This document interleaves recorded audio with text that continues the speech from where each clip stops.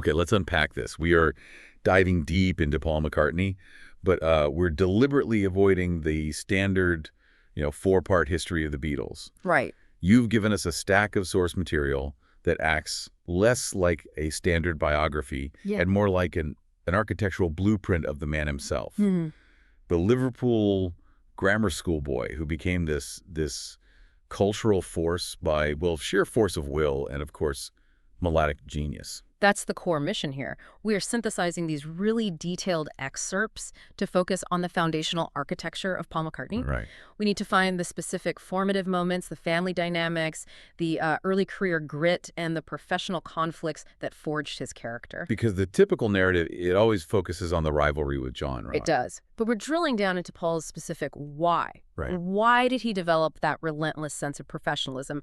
Why was control, and stability so paramount to him? We're searching for the foundational DNA. And what immediately jumps out is this surprising contradiction that seems to define his enduring persona. The spontaneous artist driven by the discipline of businessman. He came from a family that prized structure and generosity, yet, he was intimately aware of the surrounding chaos. Yes. That chaos is exemplified by a notorious black sheep scam artist in the family. Right. And that contrast carries directly into his art. His very first composition, I Lost My Little Girl, was built on just 3 elementary chords, C, F, and G, a simple skiffle tune. So simple. But his friend Ian James saw this basic tune as a massive feat. He recognized Paul as a singer-songwriter with this immense natural talent almost immediately. He was star material from the jump. Exactly. But unlike John, he quickly learned how to monetize and manage that talent. Okay, let's begin at the beginning then. In Liverpool, let's look at the foundation, the architecture of the McCartney family. The sources make it clear that the atmosphere Paul grew up in was saturated with a whiff of grease paint. A whiff of grease paint. I love that phrase. Jim McCartney, his father, was the anchor of stability, but he'd had early exposure to the unpredictable world of performance. He'd worked briefly in the theater, selling programs and operating lights. So it was in the air. This wasn't a world Paul sought out initially, but it was always orbiting. And that theatrical influence wasn't just Jim's past. It extended through the wider family. Right, the variety artist. That's it. Jim's sister Anne's daughter, Bet, married Mike Robbins, a variety artist who was famous for these self-deprecating gags. He knew the struggling, gritty side of show business. He had that joke, did he? He did. Variety was dying, and my act was helping to kill it. So Paul understood the effort and the sometimes, desperate nature required to entertain. But you have to contrast that glamorous edge with Jim's reality. Precisely. He was a salesman with A. Hannay & Co. on Old Hall Street, and the sources stress he was poorly paid. This was the definition of stalwart working-class respectability. Jim was the provider of structure and safety. And Paul internalized that deeply. Jim's character just shines through the sources. He was generous and steadfast, known for his unique greeting. The handshake. He would welcome relatives with that firm handshake, a whimsical smile, and his famous gnomic expression. Put it there if it weighs a ton. It speaks volumes, doesn't it? About the warmth and stability of his immediate home life. It does. And Jim had this ingrained habit of generosity. If the relative was small, they would often discover that Jim had quietly slipped a coin into their hand. A small, private act of kindness. It's central to understanding the emotional security Paul grew up with. Jim's life was also marked by historical upheaval, which again, it informs Paul's later need for security. Absolutely. Jim was fortunate in the World Wars, too young for WWI, too old for WWII, but the sources note he lost his job with Hannay's during WWII. And he had to work in an aircraft factory to make ends meet. That temporary loss of stability was critical. And it was during this high-stakes time when he was fire-watching during the nightly incendiary shell attacks on the Liverpool docks that he met Paul's mother, Mary. So the foundation of Paul's home was literally built during wartime uncertainty. Which makes the resulting stability that much more valuable. And we can't forget the wider circle, the real lives, as they call them. Yes. These are the specific people who formed his immediate social network. We have John McCartney, Jim's brother, a WWI veteran who was gassed in the trenches. He spoke in a small, husky voice, but often told jokes. And then there's Uncle Albert. Yes. The sources provide that wonderful detail about Uncle Albert, who was actually Jim's colleague, Albert Kendall, who married his sister Millie. And that name, Albert, later became part of the whimsical inspiration for the post-Beatles song Uncle Albert Admiral Halsey. It shows how Paul constantly recycled and, reinterpreted his own life history into art. But the real dramatic fracture in this steady family line was the black sheep. Will Stapleton, Paul's uncle. He stands as the complete antithesis of Jim McCartney. Oh, completely.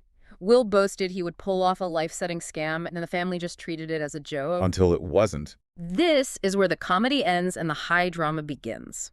The sources detail the colossal caper, a fraud so sensational it made the front page of the Liverpool Evening News and the Times. I mean, this wasn't local gossip. This was national humiliation. Yes.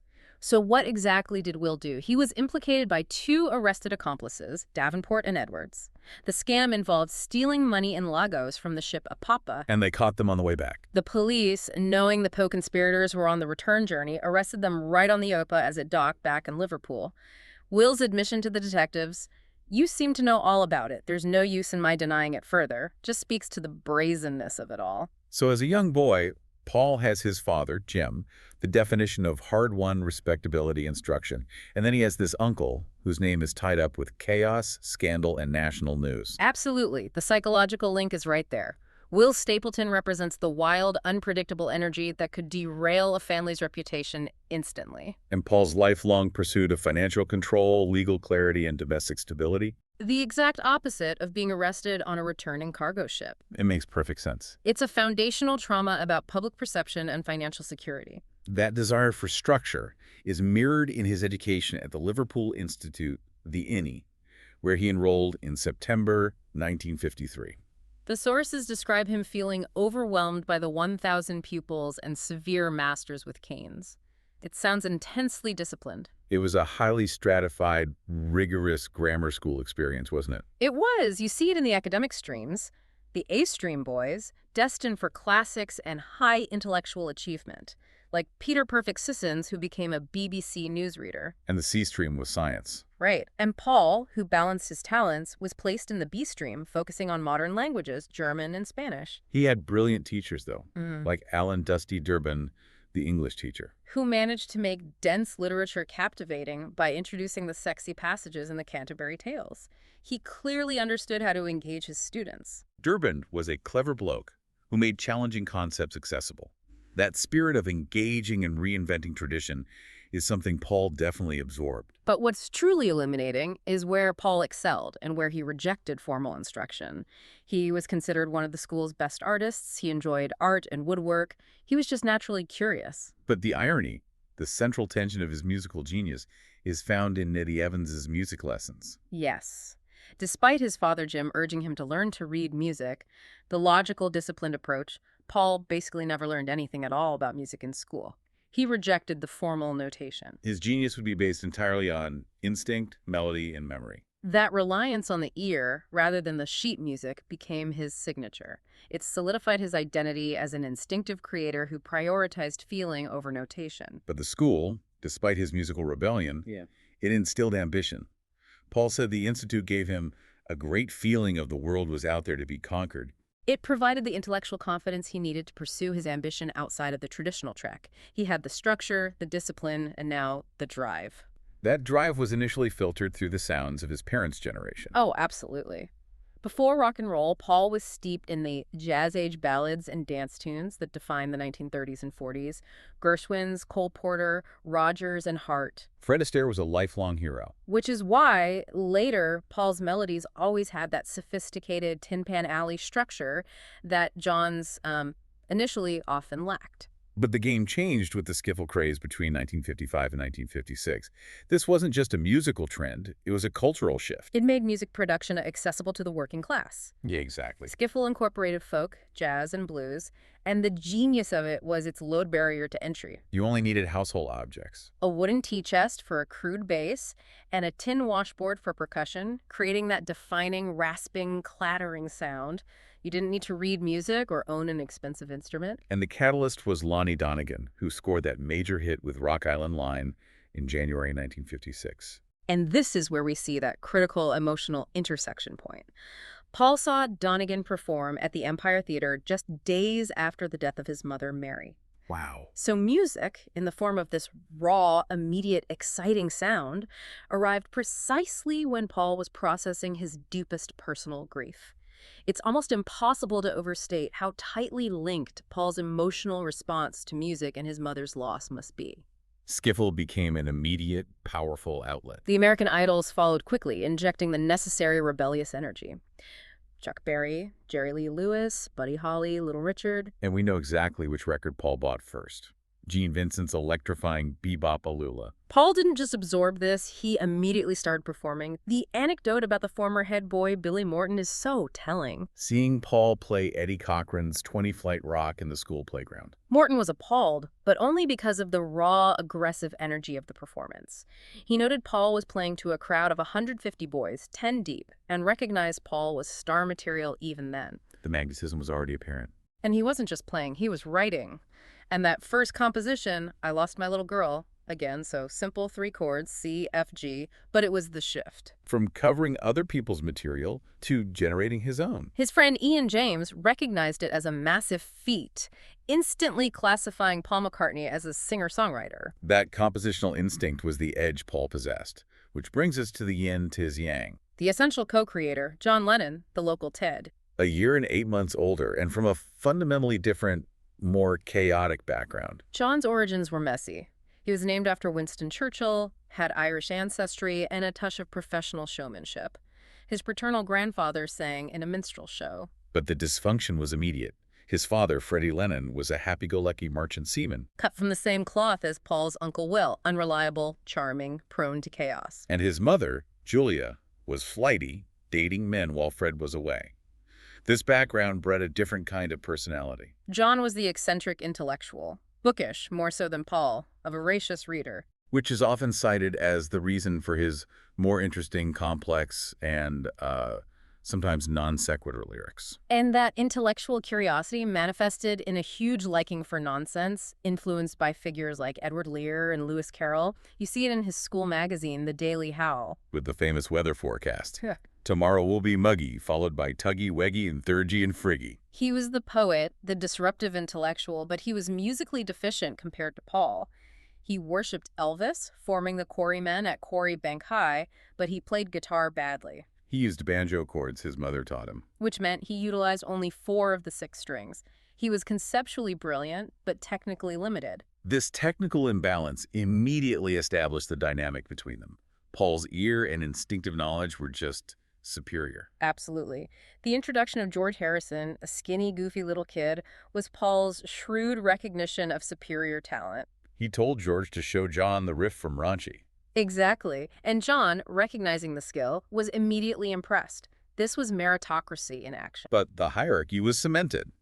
Lennon and Paul, the writers, always regarded George as merely their guitarist. And they maintained that status even later when Ringo joined. The core creative duo was defined not just by friendship, but by Paul's superior technical command and John's superior conceptual depth. The early members fell away quickly. Yeah. Pete shot and quit after John broke the washboard over his head. Eric Griffiths was displaced by George, and Lingari dropped out. The core trio was established, but where did they hone this new sound? Back at 24th Lynn Road, the sanctuary of stability. That image of Jim McCartney sitting by the piano, reading the paper while they rehearsed is just crucial. It symbolizes Paul's anchor. Jim was patient and kindly. If the music got too loud, Jim would sort of wave his hand, concerned about the neighbors, but he tolerated the chaos, allowing the genesis of the Beatles to happen in his living room. And that wonderful detail. Yeah. At 4 p.m., they would break. And Jim would go and make them tea. It reinforces that rock and roll, for Paul, was still structured by parental discipline and domestic warmth. That domestic structure was about to be obliterated by the raw chaos of their professional apprenticeship. The journey to Hamburg in August 1960 marked the transition from amateur schoolboys to hardened musicians. The sheer physical commitment is staggering. John, Paul, George, Stu Sutcliffe, and Pete Best. Along with 5 additional passengers and all their gear, crammed into Alan Williams's puny Austin van. It was a chaotic, hopeful, and slightly desperate exit. Oh, definitely. John's sweetheart, Cynthia Powell, wept. Stu's mother, Millie Sutcliffe, watched from further back. They were heading into the unknown. Exchanging the relative safety of Liverpool for the brutal reality of the St. Pauli red light district. And the reality was immediately brutal. They weren't playing grand concert halls, they played the Indra, The former strip joint. owned by Bruno Koschmider, described as having the dimensions and charm of a large shoebox with whorehouse red booths. That setting alone informs the raunchy, hard-edged sound they developed. And the living conditions were even worse. They slept in windowless back rooms of the Bambikino, a flea-pit cinema. No proper toilet facilities, nowhere to hang clothes. The punishment was the schedule. 4.5 hours on weekdays, 6 hours on weekends, playing into the early morning hours. They started knowing only about 15 songs. Forcing them to enlarge their repertoire over 48 nights of this grueling apprenticeship. That's a psychological and physical pressure cooker. I mean, to fill 6 hours a night, they had to transform from a casual group into a powerhouse of stamina and repertoire. It was transformative. They had to learn to command an audience, to fill space, and to endure. Later, when they moved to the Kaiserkeller, the sources described the place with a truly shocking level of filth. A total shambles that had to be fumigated. The sources mention vomit and a heap of crap behind the door. It encapsulates the debauchery and the absolute lowest rung of the entertainment world they occupied. Yes, that image where someone would have a crap and cover it with a newspaper, it just perfectly captures the desperation and low standards of their early environment. And it bred bizarre, intimate behavior. Think of the famous filthy game John and Paul played, hawking phlegm against the wall to see who slid down first. That is genuinely repulsive, but it speaks volumes about the level of bonding that took place. They were isolated, enduring such squalor that their sense of humor became twisted and intimate. Shared only between them, it was survival. This environment forced a profound, immediate intimacy between John and Paul that transcended friendship. It became codependence. Essential for their later creative partnership. Yet, amidst this grime, they met the X's. Astrid Kircher, Klaus Voormann, and Jürgen Vollmer. Bright, arty, middle-class young people who, like the Beatles, immediately sensing mutual insecurity. The X's provided cultural validation. They were the arbiters of cool, and their approval transformed the Beatles from scruffy teddy boys into artists. But this new relationship immediately created internal friction. Barmaid Rosie Hateman and others mocked the X's for being very posh. And critically, Pete Best was excluded from this new friendship group. And Stu Sutcliffe was pulled away.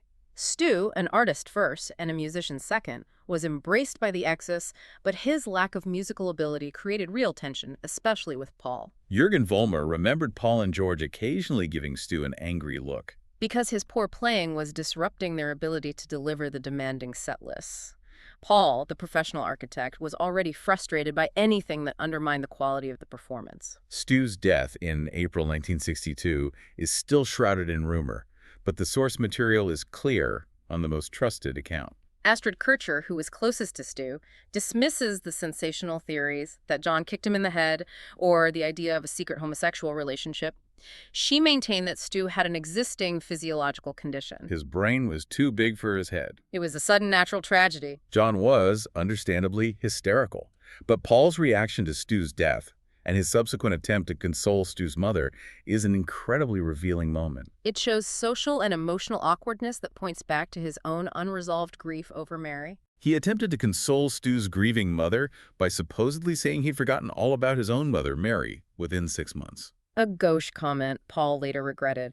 It wasn't malice. It was Paul trying to apply his own method of compartmentalizing trauma, shoving it down and moving on onto someone else's raw grief, and failing spectacularly. It shows a profound separation between his highly developed professional emotional control and his ability to handle genuine, unmediated personal loss. Upon returning home in December 1960, the chaos of Hamburg was immediately replaced by the structure of Jim McCartney's mandate. Jim insisted Paul get a proper job. And Jim was stern. The sources note, he virtually chucked me out. Paul for once complied and took a job coiling electrical cables at Massey & Coggins Ltd. And the extreme irony is that management quickly noticed Paul's acumen and considered training him as a junior executive. The architect of the biggest musical phenomenon in history was almost diverted into middle management. His career was saved when John and George slouched by the factory. John told Paul not to be so soft, pulling him back into the band just as they were establishing their crucial base at the Cavern. And that base was essential. They played the Cavern almost 300 times. The intimacy of that tunnel venue helped them bond intensely with the audience, getting close enough to pluck cigarettes from girls' lips.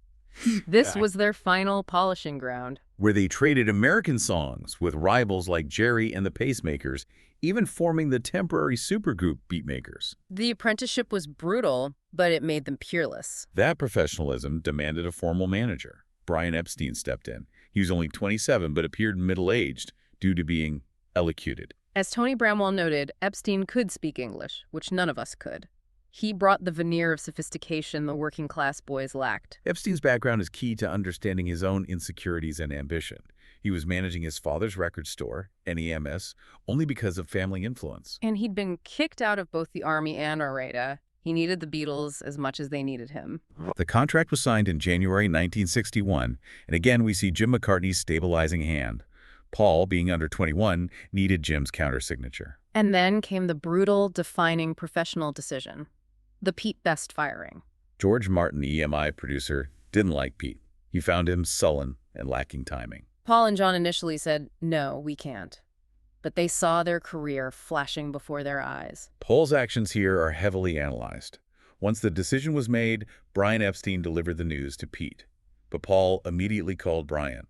To check that he had plunged in the knife. That phrase, plunged in the knife, is chilling, isn't it? It is, and invites us to ask, is this proof of ruthlessness, or is it a painful sign of Paul prioritizing professional success above all else? He viewed Pete as a weak link that jeopardized the structure they had built. And Pete, who had earlier received Paul's cryptic warning to save his money after the EMI deal, now understood the dark prophecy. Paul's need for stability wasn't just professional, it was domestic. When he moved to London, he lodged with the Asher family at Wimpole Street for 3 years. This was his sanctuary. The Asher home provided that essential intellectual and domestic stability. Jane's mother, Margaret, fed Paul, and the basement music room became their composition den. A clean, quiet environment, a world away from the filth of Hamburg. It was there that John said they wrote Eyeball to Eyeball. The famous Genesis moment for I Want to Hold Your Hand happened right there. Paul hit a chord, and John exclaimed, "That's it, do that again." And because they didn't have cassettes or complex recording gear, they relied entirely on memory as a good discipline. That discipline, rooted in Paul's instinctive musicality, allowed them to hold complex ideas in their heads. It created a highly focused, intense creative nucleus. Their compositional output was relentless, often inspired by outside sources. She Loves You, for instance, was Paul's direct answer to a Bobby Radell number. Forget him. Paul planned an answering song. It shows that pop songwriting was already a calculated, almost competitive intellectual exercise for him. And their professional generosity was also strategic. They bumped into Rolling Stones manager Andrew Loog Oldham on Charing Cross Road. Loog Oldham confessed his band desperately needed a single. So Lennon and McCartney taught the Stones I Want to Be Your Man that afternoon. Bill Wyman was reportedly amazed seeing left-handed Paul play his bass backwards. It shows Paul's instinctual connection to his instrument. They were constantly evolving. Paul had previously dismissed folk music as rubbish, but in Paris at Christmas 1963, he was heavily impressed by Bob Dylan's The Freewheelin' Bob Dylan. Dylan was critical because he challenged them lyrically. He introduced complexity, poetic ambition, and a willingness to tackle deeper themes. And Paul immediately started testing boundaries. After meeting Dylan, he sneaked a crafty drug reference about turning on into the B-side, She's a Woman. It was Paul dipping his toe into the counterculture, but always framed within the safety of a B-side. Paris was also the scene of their first true act of professional defiance against George Martin. Proving they were moving past the apprenticeship phase, Martin arrived in Paris to record German-language versions of their hits, a commercial chore the boys hated. And they simply refused to show up. They told Neil Aspinall to inform Martin. Martin was furious and stormed the George's Fifth Hotel, finding a chaotic scene akin to the Mad Hatter's Tea Party. Martin yelled, "You bastards," before they emerged to apologize. This was a pivotal moment. They had transitioned from boys who took orders to artists who demanded control over their creative output. Speaking of loyalty, the dedication of their crew was immense. Mal Evans, the junior roadie. The burly, former post office worker. He showed his loyalty on a freezing, foggy day when a stone shattered the van's windscreen. It's a moment that deserves dwelling on. Mal punched out the glass and drove on, wind blowing in his face, while the Beatles huddled in the back as a Beatles sandwich. That shared sacrifice, that immense, often forgotten loyalty, drove the early operation. Paul never forgot that. And he reciprocated that loyalty to his family. He felt compelled to share his wealth, giving Jim a 1,000 pounds gelding named Drake's Drum. He set up a tax-free covenant of £10 a week for his brother Mike until he was financially stable. And he put several family members on the McCartney pension, so they never had to work again. This financial support was a deliberate act, Paul using his success to restore the financial stability his family had once lacked. But the sources note that this generosity didn't guarantee harmony. No. It creates a complex picture. Paul provided immense security, but financial entanglement can often lead to deeper family disagreements later on. The architect of control was beginning to see the limits of money in managing personal relationships. The creative zenith was Silly Pepper's Lonely Hearts Club Band, and Paul was, well, unquestionably the driving force. Oh, absolutely. He provided the entire concept, inspired by the Beach Boys' Pet Sounds, and wrote the largest number of songs, completing the leap from a grub-like pop act into a butterfly. His detailed professionalism was fully on display. He pulled When I'm 64 out of his pocket, a tune he'd composed as a boy at Forthland Road. And Penny Lane was pure, specific nostalgia, a look back at the number 86 bus view past the circular bustrom stop. He was grounding his most revolutionary music in his most stable childhood memories. And his inspiration was drawn from the highest, most specific sources, connecting back to the paradox of the Liverpool Institute boy who refused to read music. Yes. For Penny Lane, he requested the piccolo trumpet part after watching a performance of Bach's second Brandenburg Concerto on TV. He recognized the exact sound he needed. George Martin hired the very player Paul had heard, demonstrating the composer's precise vision and control over the recording process. Paul also oversaw the visual architecture. He suggested the iconic album sleeve concept standing with cutouts of heroes. And he meticulously managed the image, having the piano customized with light and bolts of red, yellow, blue, and purple by the trendy art group BEV. Even the choice of heroes on the cover was an act of control. John wanted Jesus, and Hitler included, both of which were diplomatically ruled out by EMI, showing Paul and Epstein working to manage the boundaries of controversy. But the architecture of their professional life was shattered by Brian Epstein's death from an accidental overdose in August 1967. Paul, informed in Bangor, was described as shocked and saddened, but strangely sedate. That sedate reaction is key. Yeah. Paul's compartmentalization immediately kicked in. He didn't allow himself to wallow. Instead, he instantly tried to rally the group, starting the Magical Mystery Tour film. He tried to fill the managerial vacuum, seeing chaos descending, and immediately seeking to impose a new structure. Personally, he sought retreat. He bought High Park Farm on the remote Kintyre Peninsula, specifically for privacy. The geography itself became Muse.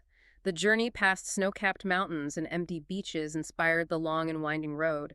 The locals treated him normally and protected his privacy. Meanwhile, his domestic life in London was unraveling. The differences with Jane Asher grew too vast. Jane didn't share his interest in clubs or the rapidly escalating drug use.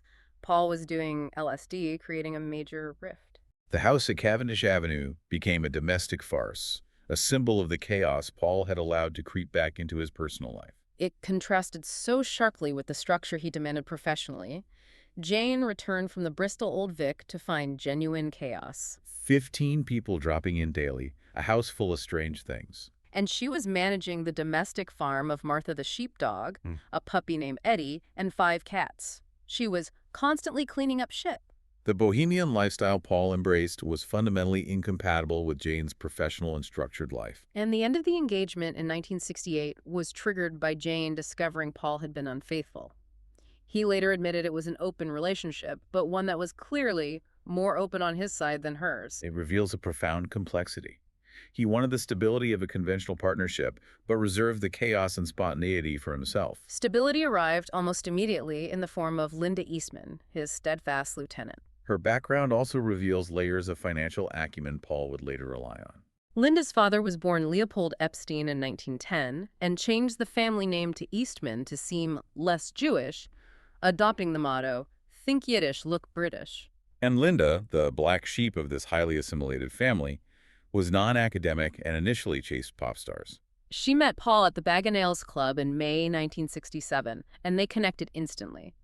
Linda was a photographer and later became totally and utterly loyal, watching Paul's back during the Beatles wars. Her lack of interest in his immense wealth was key. Coming from money herself, she preferred a simple life, riding subways in NYC. Paul was sincere about marrying her, not just using a typical chat-up line. And the ultimate act of commitment and stability. Paul formally adopted 8-year-old Heather C. as his daughter immediately. The marriage in March 1969 was the ultimate declaration of his new structure. The press learned about it from the Apple Scruffs, who were always watching. And that detail of George and Patty Harrison arriving late. Explaining that Diaz Pilcher had raided their house that day recovering cannabis resin is a brilliant encapsulation of the continued chaos that surrounded the Beatles, even as Paul tried to establish his perfect domestic sanctuary. Paul's building a fortress, but the past was constantly trying to break down the doors. Paul, the most Beatley Beatle, was desperately trying to hold the group together. Even talking about getting back on the road for the Let It Be project. But John shattered that effort in September 1969. Announcing he was leaving despite Alan Klein begging him not to due to contract renegotiations. Paul, the architect of the professional entity, knew this decision had catastrophic financial consequences. He took the others to court in 1971. Fighting for dissolution because the appointment of Alan Klein was a clear breach of partnership deed. Can you just quickly clarify for us what made Klein's appointment a legal breach? Why was Paul's argument so strong? Well, Paul argued that the original partnership deed required unanimous consent for such major financial and managerial decisions. Klein, who had a checkered past and obvious conflicts of interest, Representing other clients, potentially prioritizing them. was appointed by the other three without Paul's agreement. Justice Stamp ultimately sided with Paul, noting Klein's statements read like the irresponsible patter of a second-rate salesman. So this ruling solidified Paul's reputation as a formidable legal adversary. And it confirmed his instinct for financial clarity, undoubtedly learned from his father's stable instincts and Lee Eastman's professional guidance. The fight was brutal, extending into the psychological sphere. A thwarted John threw bricks through Paul's windows at his house. And the psychological battle was then immortalized in their lyrics. They traded open and veiled lyrical attacks. John famously interpreted Paul's benevolent etude as approval to leave Cynthia. And the rivalry spilled out explicitly on their solo albums. John's vicious How Do You Sleep versus Paul's Too Many People on Ram. They were trying to wound each other creatively and personally. Paul needed a vehicle for his creativity and control, and that was Wings. He wanted a band, but one where Linda could be involved. Despite her complete lack of musical ability. Linda had lessons with Mrs. Matthews, who eventually gave up, saying she's stupid she doesn't even know her right hand from her left. George Martin's assessment was famously dry. I don't think Linda is a substitute for John Lennon. But for Paul, the goal wasn't musical parody. It was domestic integration. He needed his sanctuary on stage with him. But the band's structure was constantly undermined by Paul's business practices. Personnel issues plagued Wings. Denny Sywell and Henry McCullough left due to financial grievances. They had operated under a gentleman's agreement for royalties that never materialized. This is the ultimate difficult contradiction of Paul's character. It is. The McCartneys were so rich, Paul could charter a chauffeur-driven taxi for a 280-mile round trip to treat a dog's broken leg or fly a duck to a vet. Yet the source material suggests he could be pretty ruthless with band members over money. How did Paul justify that extreme financial gap internally? It seems to stem from that need for control. He viewed Wings as a flexible professional vehicle, not a partnership like the Beatles. The sources suggest he viewed his immense wealth as justification. He was rich enough to do as he pleased. And if others left over money, he simply replaced them. The structure was paramount, and the people within it were secondary to the success of the project. This attitude fed into his public image in the 70s, which often seems schizophrenic. His attempt at political commentary, Give Ireland Back to the Irish, was simplistic and banned by the BBC. Yet he was perfectly happy performing Mary Had a Little Lamb on the Basil Brush Show, a kids' TV show hosted by a foxglove puppet. That juxtaposition perfectly illustrates his freedom. He could tackle heavy political themes, however awkwardly, or regress to children's TV because he no longer had the weight of the Beatles' image demanding seriousness. He was unbound and unapologetically pursuing his own contentment. Then came the devastating blow, John's murder in 1980. Paul found out while alone at Waterfall and was visibly distraught and in tears when Linda returned, having never seen him so desperate. But again, his public response was defined by that awkward, almost reflexive compartmentalization. Asked by reporters why he was at the studio, Paul concluded the interview with the universally criticized comment, "It's a drag, isn't it?" It was a profound failure of emotional communication in the public eye. The true realization of the loss came later. While working on Tug of War, Paul fell into a lugubrious mood and told Eric Stewart, I've just realized that John has gone. John's gone, he's dead, and he's not coming back. And Stewart's insight is invaluable here. He noted that Paul lacked John's brutal honesty for self-criticism in his solo work. John had served as an essential, critical mirror Paul no longer possessed. He was the only person who could truly challenge Paul's melodies or lyrics, forcing the last 15% of effort. Despite the public chaos, Paul was intensely focused on family life. He was always worried about his children being kidnapped. This fear led to extreme caution around fans and photographers. It was likely rooted in the general instability of celebrity life and the very public Lindbergh tragedy. This fear made his home a fortress, which makes the infamous Cavendish burglary so strange. It was carried out by fans. The Apple Scruffs. They mostly took clothes and slides, but also a framed photo of Paul and his dad. They weren't real burglars. And Paul asked them to return the sentimental photos, which some actually did. It was a bizarre testament to the enduring, if misguided, loyalty he commanded. Linda was the domestic driving force, particularly regarding animal welfare, becoming animal mad. They expanded their Sussex estate to nearly 1,000 acres for privacy. And Linda's devotion was extreme. She fed animals, even carnivores, vegetarian diets. That farm became the physical manifestation of the stable, private, green existence Paul had been searching for since the chaos of Hamburg. But the chaos sometimes found him. The Japanese drug bust in 1980, where Paul was arrested for cannabis possession, was a major public embarrassment. He claimed he could take it or leave it, but the draining, embarrassing experience resulted in deportation and a 7-year ban from Japan. It proved that despite his wealth and fame, Paul could not entirely escape external control or the consequences of his actions. Late in his career, Paul, the instinctive genius who rejected music notation, embraced classical music. This led to the highly public oratorio conflict. He hired Carl Davis to orchestrate his work. This is where Paul's proprietorial ambition clashed with the technical process. Paul provided the melodies and the core ideas. But Davis did the technical heavy lifting, taking Paul's musical sketches and turning them into complex, formal scores for an orchestra. And Paul insisted it be called Paul McCartney's Liverpool Oratorio, taking full credit despite Davis doing the bulk of the notation. It's a classic move by the architect.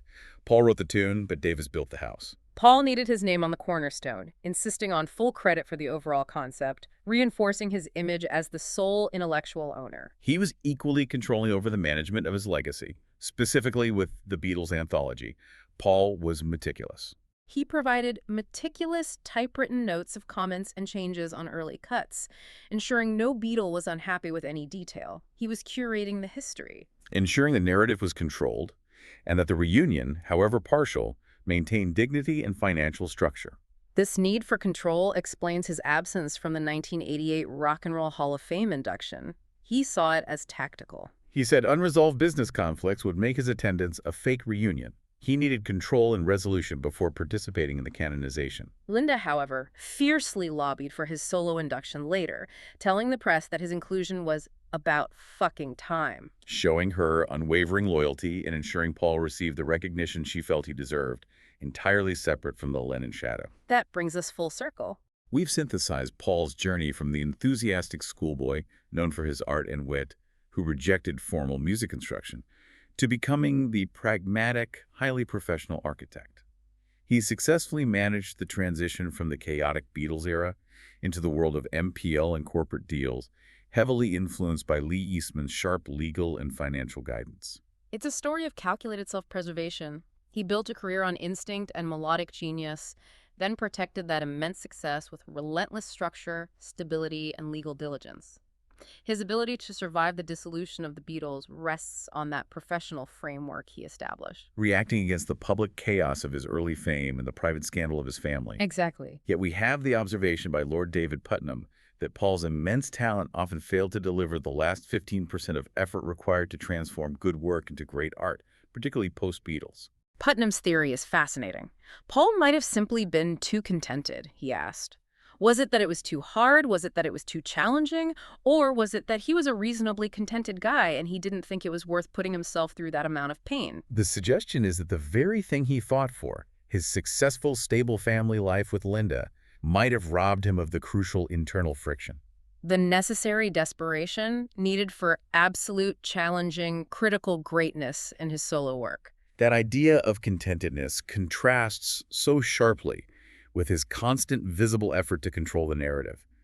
Suing his friends, meticulously managing his image, cultivating writers, and protecting his children fiercely. So considering how determined he was to preserve his legacy and maintain control over every aspect of his life and art, what enduring mark does this constant visible effort leave on the perception of his work? Especially when contrasted with the perceived chaotic spontaneity of his earlier partnership with Lennon, where genius often sprung from friction and accident. Does the architect of the myth ever get to simply rest?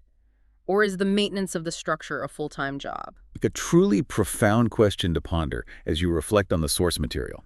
Paul's personal history, the family, the education, and the early trials, truly served as the unseen blueprint for his staggering, enduring public achievement.